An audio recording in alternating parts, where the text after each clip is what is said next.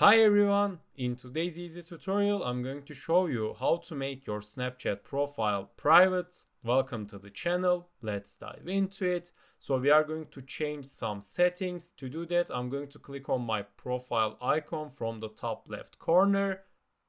And here I'm going to click on this cog icon. And in settings, I'm going to scroll down a bit.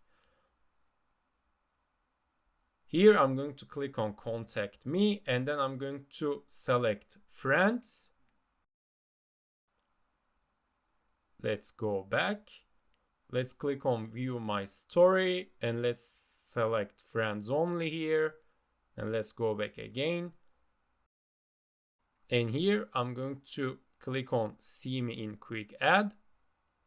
And let's uncheck this box and let's go back. And finally, I'm going to click on see my location and let's enable the ghost mode. Here, select until turn off.